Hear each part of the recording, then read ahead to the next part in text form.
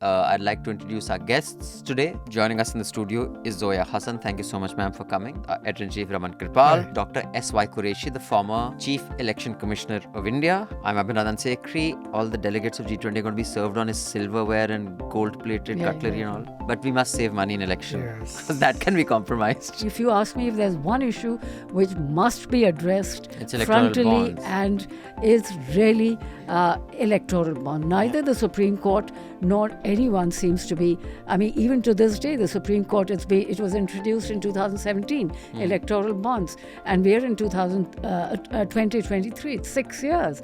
And there has not been a single hearing. I'm surprised, you're a media man, and I'm surprised at you. That, double engine sarkar, which seems to fascinate everybody. That is the biggest attack on federalism. Exactly. It's not a joke. Double engine sarkar means what? If you do not vote for my party, I will not give you money to your state. Exactly. Is this coming from your provident fund? This is public money. So this is a very serious issue, and I'm shocked. Now, as an MP, if you are a Lok Sabha candidate, you can't spend 1 rupee more than 80 lakhs. But your party can spend 8 crores, 18 crores, 80 crores.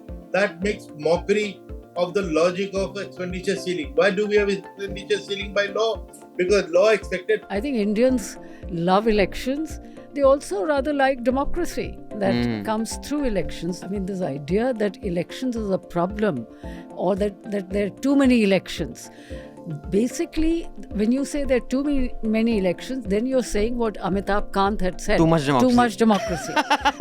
Though, as Abhinandan pointed out, that the decision is already taken because the wording of the notification itself says that since this is a good idea in the national interest, and let us see. What do you think of this wonderfully brilliant good idea? Why will state assemblies willingly give up on their term? I mean, there are many assemblies which are only halfway through their term. पूरा नहीं वसूला. पूरी वसूली नहीं हुई election में जो खर्चा था. हाँ भी उन्होंने पूरा वसूला भी नहीं है और आप उनसे कह रहे हैं. My very first article 10 years ago was the headline in the newspaper was desirable but not feasible. In fact, I was attacked by various critics. How the hell do you call it desirable? It is not even desirable. There was a very interesting dialogue in Yes Minister series. That when you want to kill a proposal, first praise it. So that is the technique I try to follow. Yeah. Praise it. And then point out all the flaws. Welcome to Chhota Hafta. Now, Chhota Hafta is but a small, chhota version of a complete weekly podcast, Newslaundry Hafta. The Newslaundry Hafta is where you get the week's news, what made the headlines, what didn't make the headlines, but the full version is available to subscribers only.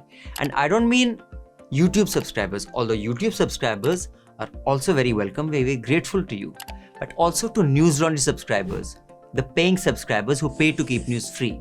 So you can also become a paying subscriber by clicking the subscription link. Now, what do you get if you're a paying subscriber?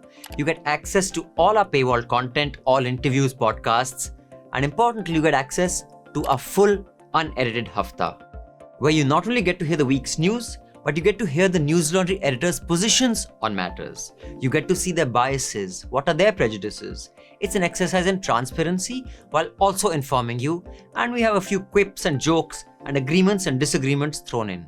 So listen to the full Hafta, subscribe to Newslaundry, and pay to keep news free. Here we go.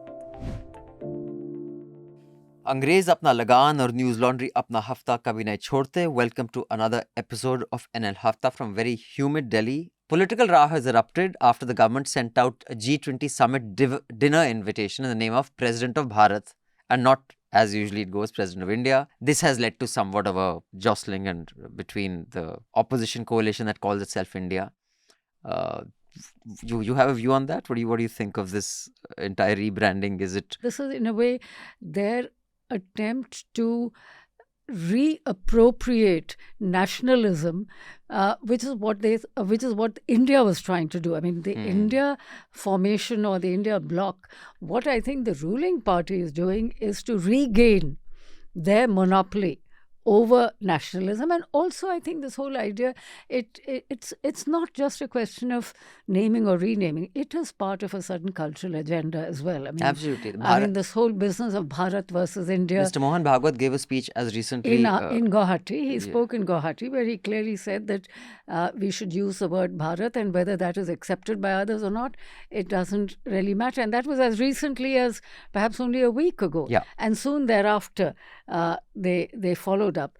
But I think the original provocation, in my view, is the naming of the opposition No, alliance. absolutely. I have no doubt about that. As India. So I think India and Bharat is also signals a certain cultural agenda, a kind of a democracy and federalism in India do go together. And this idea is essentially unfederal, if not anti-federal. Of course, the estimate was that in the last election, according to CMS, 60,000 crores were spent by the parties. Not talking of 4,000 crores of the election management. Now, 4,000 crores is not even worth discussing for the largest democracy in the world. Now, 60,000 crores. Is it? Do we need to cut it short? There is a point of view, and I subscribe. Actually, this is a very good expenditure. This is the money which is going from politicians to the poor people, Right. to the laborers, to I the think painters. So the black money or the white money of a politician, if it is getting recycled, that's a great thing. Why should we cut it? In fact, I once had gone to one youth parliament in Pune, and one girl from Chhattisgarh made a very interesting, came out with a slogan which I have repeated many times. If elections are held in Gujarat, they do not affect, let's say elections were held in Gujarat and Himachal Pradesh together. They're often clubbed together because their assemblies come into existence at the same time. Now, if elections are held in Gujarat and Himachal Pradesh, it does not affect governance in Manipur or governance in West Bengal. And likewise, when elections are held in Punjab, they do not affect governance in Tamil Nadu. So I think this whole idea that governance is affected by multiple elections is wrong. Now, what is problematic, and I think that is what is behind this whole idea, is that so long as there was simultaneous election, it worked well. But the moment the government started falling prematurely, they got segregated. It had to happen, and why not? Secondly, as Zoya ji pointed out, and I'll take it a little further, there were 5 by-elections yesterday. You as a media person, Bharat may know, but I'll ask you to name those constituencies to me. Well, actually, I know one is in UP because I have them written down in my notes, so I'll have to cheat. No, you may. No, but what the point I'm trying to make is, if an election is happening even in Ghaziabad, it doesn't affect your health in Delhi. Right. If it doesn't affect me, Yeah, somebody, that's the point. some place in the country, election is always happening. So what? Who does it affect? Only the election commission, because wherever the election, we have to be there. And it affects political leadership because they have to win that election. And the third affected party could be media. And if there are no frequent elections, you will go out of job. At least it gives you some work opportunity. That repeated elections. So who is complaining? If you want to bring in any changes, you need to do some kind of study. So I very clearly see that a study is missing. On what basis we are saying that it is going to, cost us? The present Or what is the other elections cost us. cost-benefit analysis? So what kind of analysis, what kind of study you have given to, this 8-member committee? And on what basis they are going to, come up with these suggestions. So first of all, the study is missing. Second, as Dr. Quraishi was talking about this double engine ka sarkar. I hope you will top up our NL Sena projects. The project on climate disasters in the hills done by Ridesh Joshi has almost been topped up. But while I'm recording this, it's not entirely topped up. While the project is finished, we've had about, a dozen stories come out of that? 6-8 stories, if not more. Yeah. So he was traveling for 10 days, longer. No, longer. And he was also stuck there for a while because of the landslides. Yeah. So such journalism takes time, effort, energy. We don't take any advertising from governments or corporations. We depend on you. So we hope you will top up both our NL Sena projects. Strategically, the India bloc coming together was something many people did not think possible. Mamta, Stalin, But it has Kejriwal, happened. it happened. Now, I think I don't like to predict elections, etc. But one thing is certain: if the India bloc fights together, it is going to be very difficult for Mr. Modi to get an absolute majority because the way the votes get divided, and you have data for that. In some seats they won 50%, but even the participation will come down. It is very difficult, I think, for any one party to win it if everybody else is fighting together. Now that happened.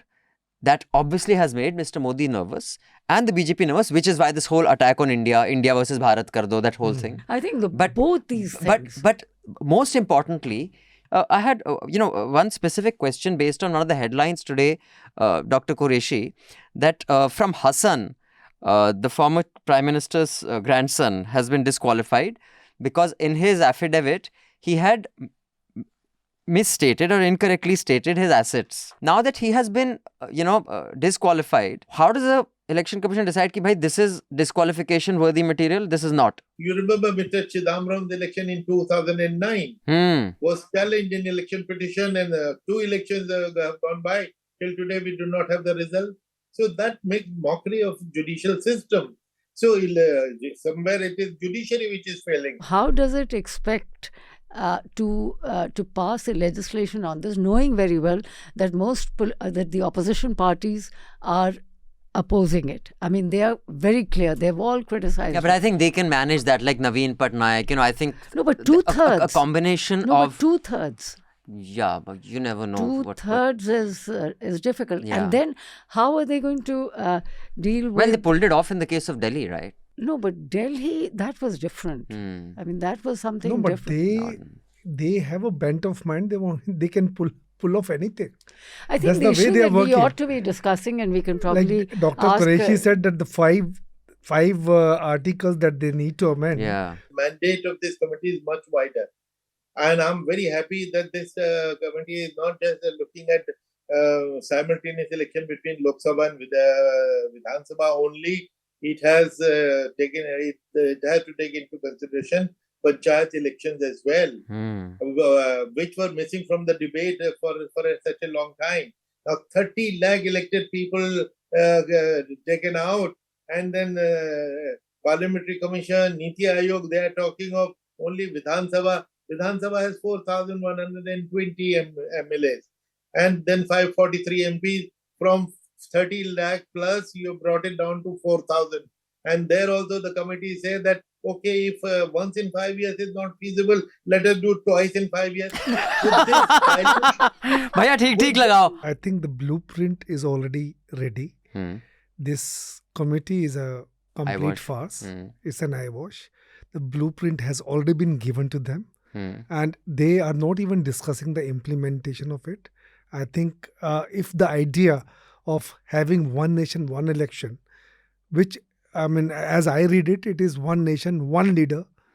Pretty much. One election. It's hawa mehfil bana rahe hain. They're just warming up for whatever they want to strike. Basically one everything. Yeah, basically. The singularity. So I think the Prime Minister visited Karnataka 34 times. And if they could manipulate the EVM, do you think they would have spared it? So therefore, the Karnataka is a certificate for EVM. Bengal election is a certificate. Not long ago, Himachal Pradesh. Delhi, they would have given themselves double digits at least. Yeah, no, but they're quite right. Therefore, to say EVM can be manipulated. The other issue is about VVPAT. I have said many times that although बस मुफ्त में इतना ही मिलेगा. For the full uncut podcast, subscribe to Newslaundry and pay to keep news free. The best way to listen to the Hafta and indeed all our podcasts is through the Newslaundry app. You can download the app by clicking on the links given in the show notes.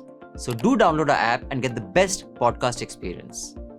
And also pay for news and support a new news media ecosystem that Newslaundry is trying to encourage, where we are accountable to you because we run on contributions that you make. We don't take government ads, we don't take corporations ads, so that news serves the public, because when the public pays, the public is served. Subscribe to Newslaundry, click on the link in the show notes below and proudly say, I pay to keep news free.